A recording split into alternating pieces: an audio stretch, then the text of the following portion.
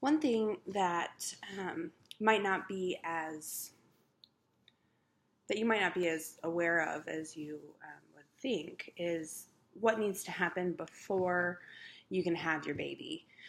And by that I mean what needs to happen to your body and what needs to happen to your cervix. So there's 4 cervical changes that need to happen before your baby can come out of your body.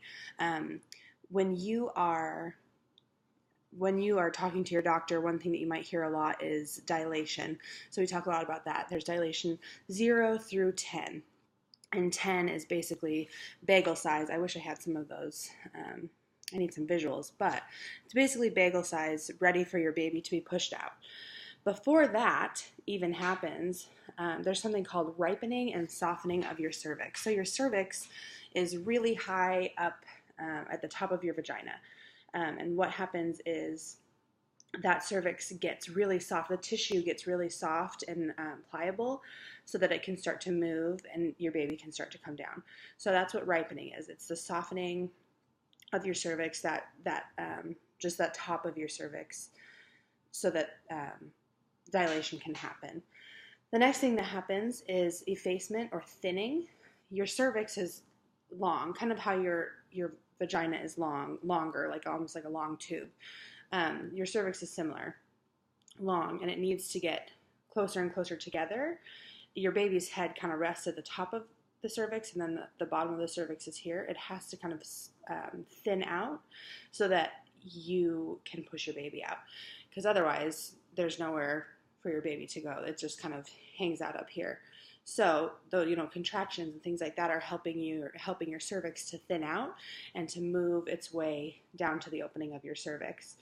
Another thing that happens is, to protect your baby and to protect you, your cervix is really high up in your body. So I'm trying to think of how to help you visualize this, but it's higher and it needs to move this way. So it kind of is like I said, like a long tube, and it's kind of up here, right, in your body.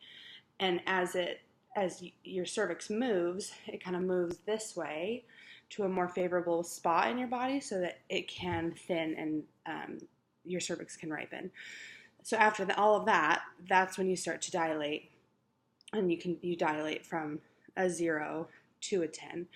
So when you ask your doctor, how much am I dilated, and people get really excited about, oh, you're 2 centimeters, you're 3 centimeters, even 1 centimeter, but all of those things all of that is wonderful, but there are so many other things that need to be thought about when we're about to have a baby, because without all 4 of those different cervical changes, nothing really can happen.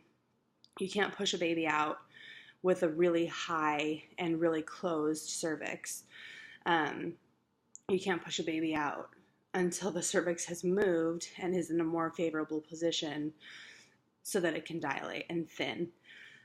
There's obviously a few things that can help with those cervical changes, but the most important thing is time and waiting for your body's hormones to kick in so that you can have your baby. The cervix is a really interesting muscle in our body because it protects us, and it protects our babies and keeps them safe that whole time that we're pregnant. And then all of a sudden, when it's time to have the baby, that's when things happen and things start to move, and that's when you get women losing their mucus plug and things like that. So let me think. I think that's all about the cervix. It's really cool. It's a really cool part of our body that I think we take for granted, and it does a lot of work for us in that last little bit of pregnancy.